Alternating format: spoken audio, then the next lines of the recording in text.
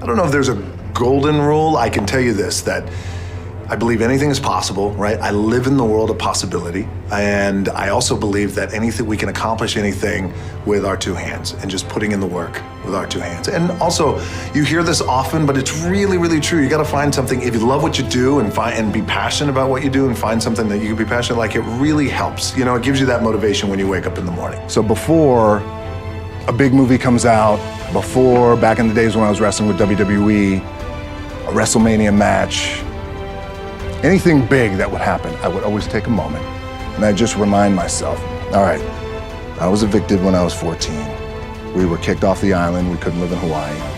Had no place to live. A lot of shit happened. Then when I moved to Nashville, I was arrested multiple times by the time I was 16 years old.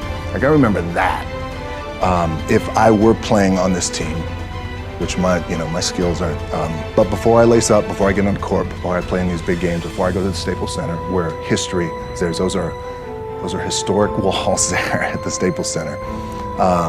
I would remember that, and it allows me then to be present in the moment and understand, holy shit, the stuff I have around me right now, this is the shit that I dreamed of when I was a kid.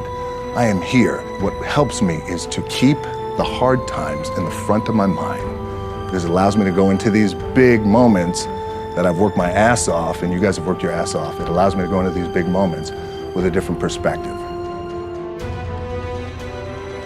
I had a dream, and that dream was to play professional football. I fell in love with the game of football, played at University of Miami. My goal was to play in the NFL. Again, because we didn't have a lot of money, so I wanted to be the first one to buy my parents a house, buy myself a house. I never lived in a house until I was 29 years old. And the dream didn't come true. I didn't get drafted. I didn't get any offers, nothing. I had to work up in Canada at the Canadian Football League.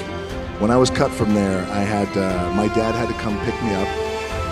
And I'll never forget, we were on I-75. He lived in Tampa, came to Miami, got in his pickup truck. We drove up I-75. And I'm 23 years old. I am forced to move back in with my parents, which I was, you know, because you want to tackle the world and you have all these dreams, and none of it came true.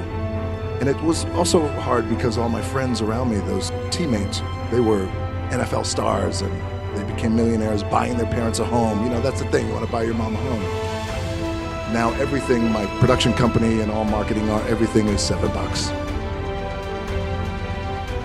Really, the two things I want to say are, you got to be the hardest workers in the room, and don't fuck the opportunity up. The truth is, I really didn't know what I was going to say, because you guys are at the top, right? You made it, like, you're here, right?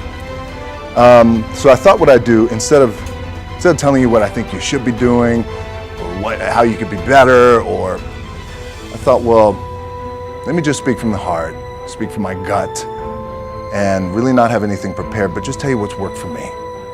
And maybe some of the stuff that's worked for me might work for you now, currently, presently, as you guys have your goals and ambitions, NBA championship, MVPs in this room, things like that. But then further on down the line, as you guys continue to live your life. The first thing I would just want to say is, this idea and this notion that you can be anything you want, you can accomplish anything you want, right? We hear that. You've heard that from the time you were little boys. You hear that now. You're already incredibly accomplished. You can win an NBA championship, MVP of the league. You could become president. You could become governor. You could be in entertainment. You could do whatever you want to do. You guys know that. The thing that has worked for me is to remember the hard times. I really need to make a change in my career. I need to be me, and I want to have the kind of career that is a global career.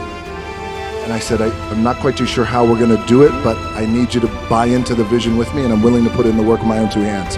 As I was telling my agency at that time in Hollywood. They all looked at me like I had three heads. They thought, okay, sure, kind of placating me.